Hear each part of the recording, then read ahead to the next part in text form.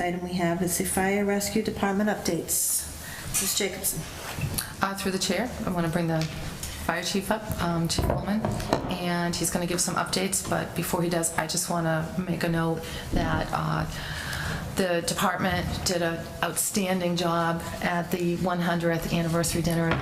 Obviously, every member of the board was there for it, as well as Senator Moore and Representative Frost, and want to thank you for all the work you did in the committee that put this together. It was an outstanding event. It was really well attended.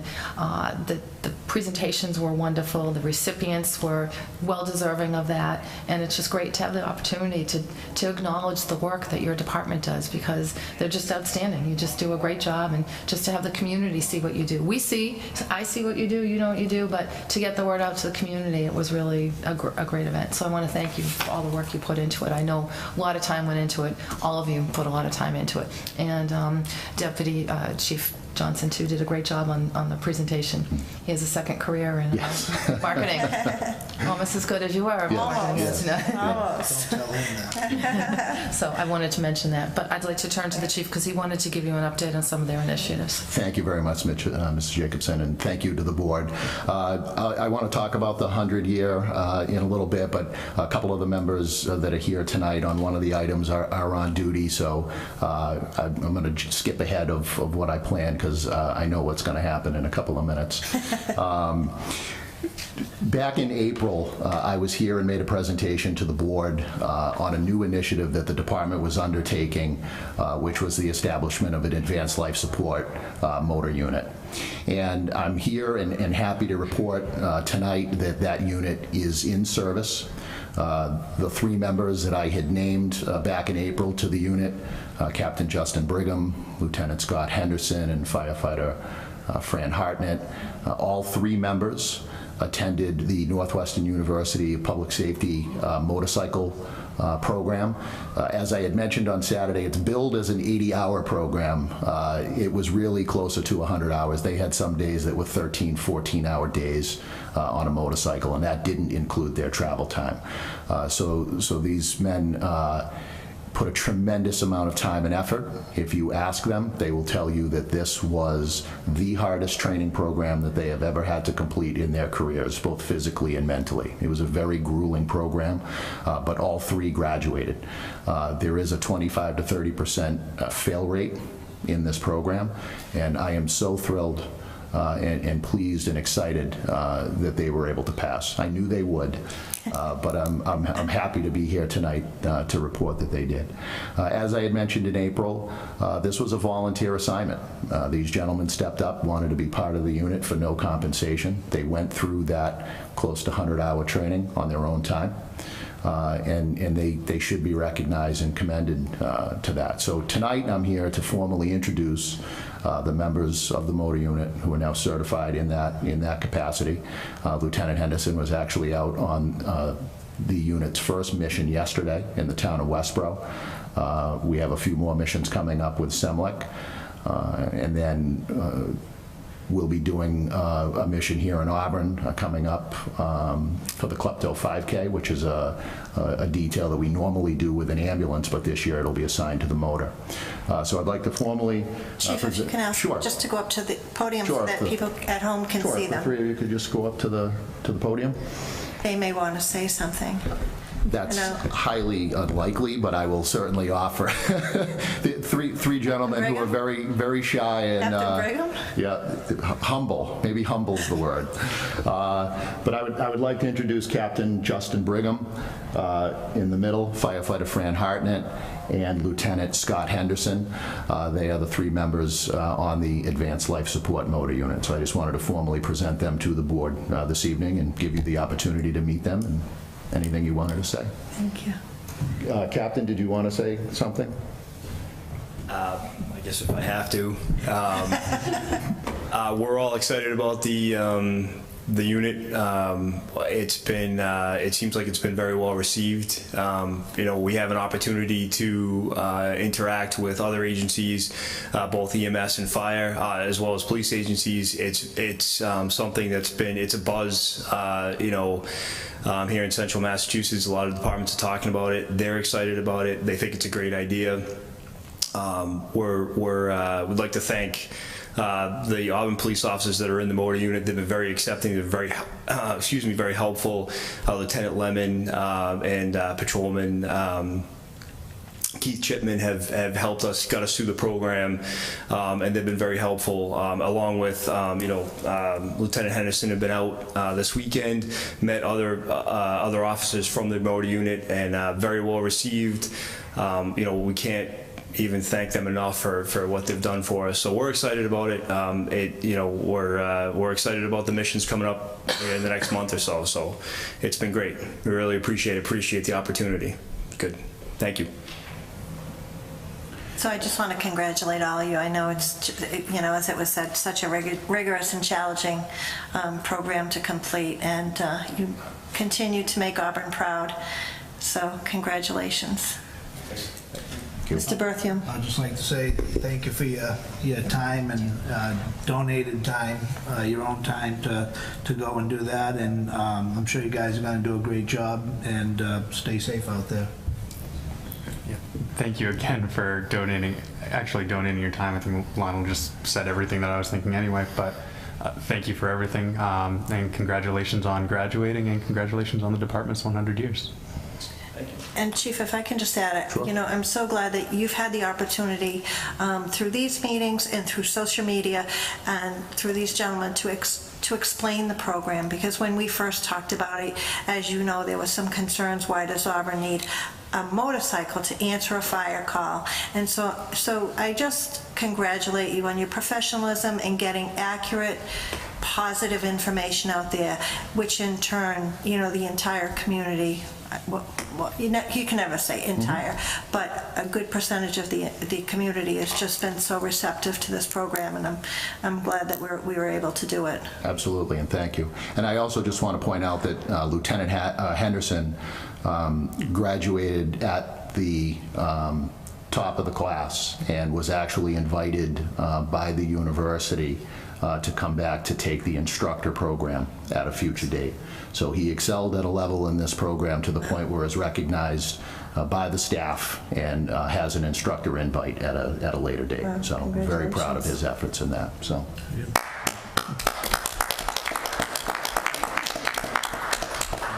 Thank you, gentlemen. Madam Chair, the other thing that I just wanted to mention is, as the town manager had mentioned, this past Saturday we celebrated our 100-year anniversary. Today is actually our birthday. September 11th, 1917, the department was formally organized as a fire department. And like I mentioned at the event on Saturday, there have been so many things over the last 100 years that have changed in the fire service as far as the delivery, the technology. There have just been so many changes.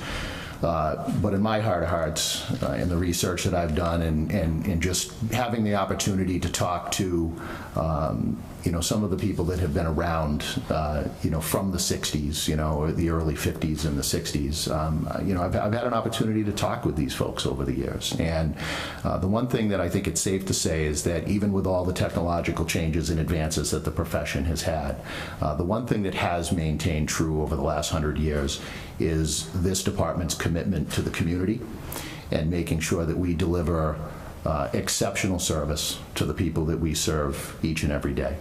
That's the one thing that hasn't changed, and that's the one thing that, as the chief, I look forward to continuing, certainly in my tenure, but I also believe that when I'm long gone from the Auburn Fire Rescue Department 100 years from now, we're still going to be talking about the exceptional and professional service that our department delivers. So I want to thank this board, I want to thank the Finance Committee, town meeting members, all of those who support our endeavors, town administration on a daily basis, that really allows us to do what it is that we're requested to do.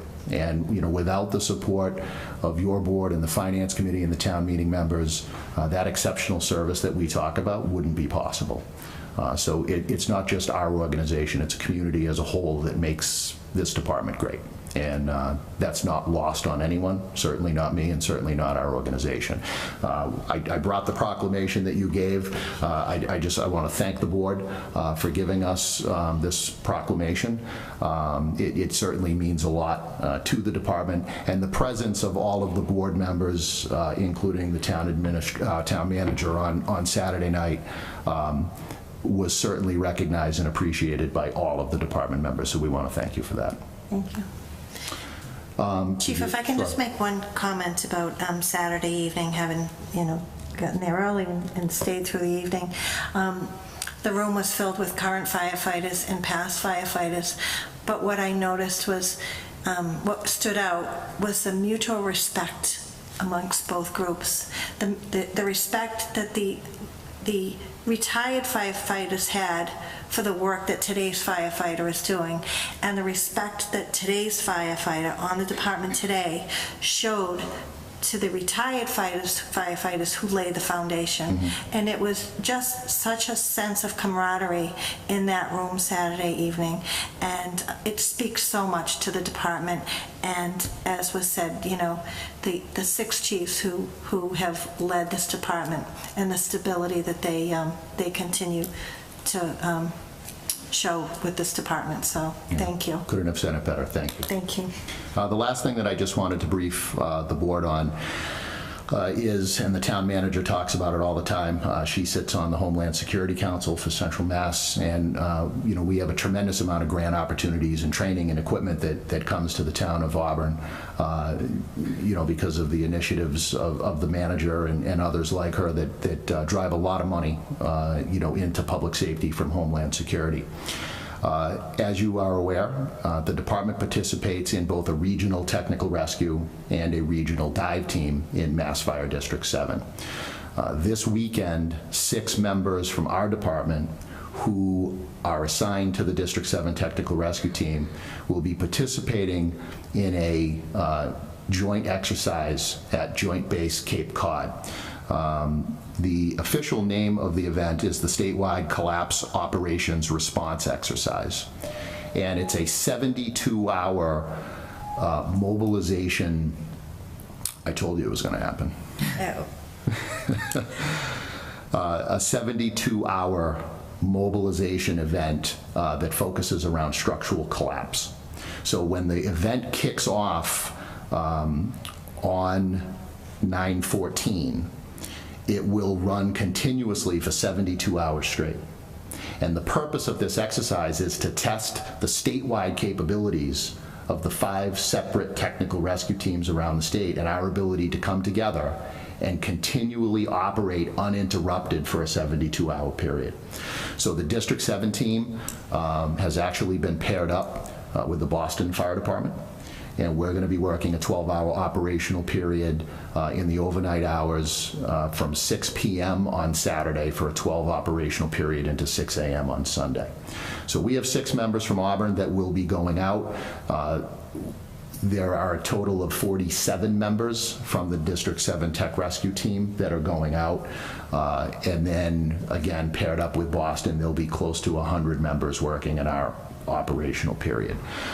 So it's a great, this is the 3rd in a series of 5 exercises that were funded by Homeland Security, all with the design to test the interoperability of the Department of Fire Services, MEMA, the fire service organizations, state hazmat teams, and there'll also be 350 National Guardsmen there as well.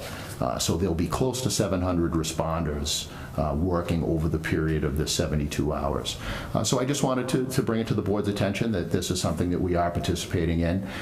It's something, again, that I said on Saturday night. Now more than ever, local fire departments, local municipalities are being recognized as critical infrastructure to federal disaster, state and national disaster.